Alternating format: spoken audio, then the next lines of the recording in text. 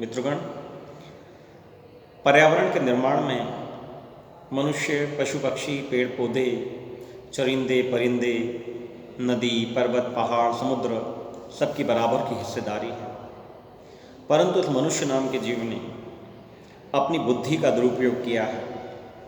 अपने सुखों की अभिलाषा में प्रकृति का शोषण और दोहन करता रहा है।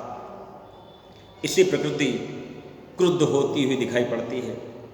कभी बेवक्त की बरसातें, कभी जलजले, कभी भूकंप, नित नए रोग, कभी आंधी है, कभी अंधड़ है, कभी सुनामी है, यह हमको दिखाई पड़ता है।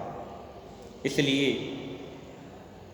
मनुष्य को अपने आचरण को शुद्ध करना चाहिए, अपने आचरण को पवित्र करना चाहिए, क्योंकि प्रकृति बड़ी उदार है, महान है, और जो जितना उदार और महान होता है उसको क्रोध उतनी देर से आता है, परंतु जब आता है तो कोई उससे बच नहीं सकता। इसलिए हमें हमारे आचरण को शुद्ध करना चाहिए। प्रकृति का स्वभाव तो देने का है, बांटने का है। पेड़ हमें फल, शीतलता और छाया देते हैं। नदियाँ परोपकार के लिए बहती हैं, बादल परोपकार के लिए बरसते हैं।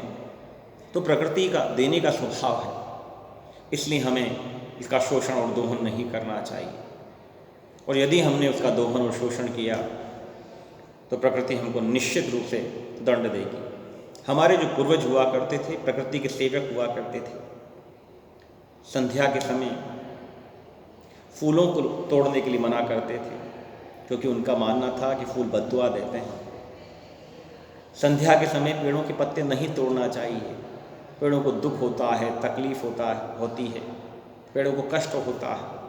इस प्रकार की भावनाएं उनके मन में हुआ करती थी। प्रकृति के वो सेवक हुआ करते थे, उसके दोहन और शोषण के विषय में नहीं सोचते थे। इसलिए उनका जीवन सुखद हुआ करता था।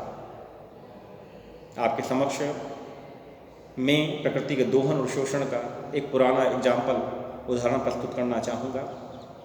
प्राचीन काल में देवताओं ने अपने सुखों की अभिलाषा में प्रकृति का दोहन और शोषण किया। वे सुखों में सब भूल गए। उनके जीवन से दुख पूरी तरह समाप्त हो गए। हमेशा रोशनी में रहना, प्रकाश में रहना, वह महल, वह दिवांगनाएं, वह सुरा, वह संगीत, वह महलों का आनंद। और प्रकृति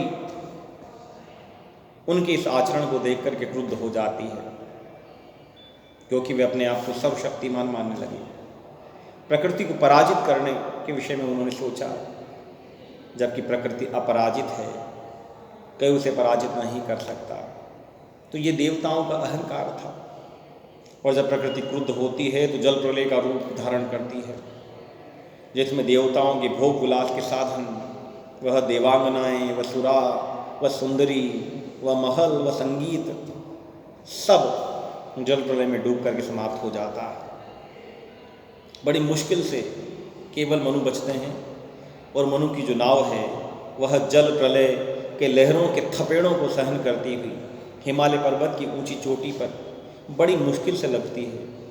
और हिमालय पर्वत की ऊंची चट्टान पर विराजमान होकर के मनु जब जल प्रलय के उस विनाशकारी दृश्य को देखते हैं तो उनके समझ में आता है कि देवताओं ने किस तरह प्रकृति का शोषण किया, दोहन किया।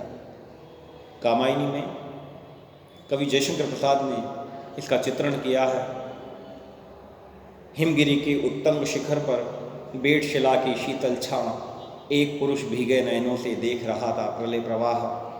नीचे जल था, ऊपर हिम था, एक तरल था, एक सघन, एक तत्व की ही प्रधानता, कहो उसे जड़िया चेतन।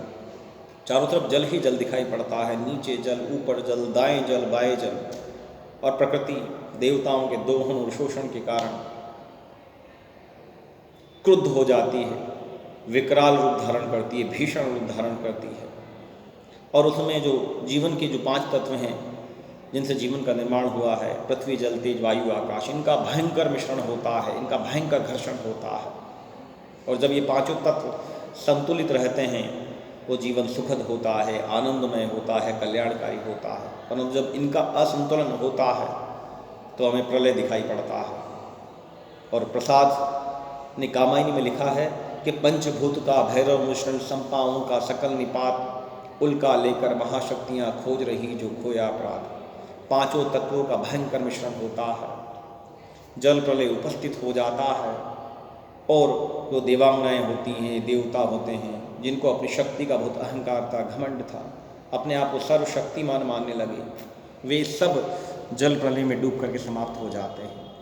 केवल मनु बचते हैं।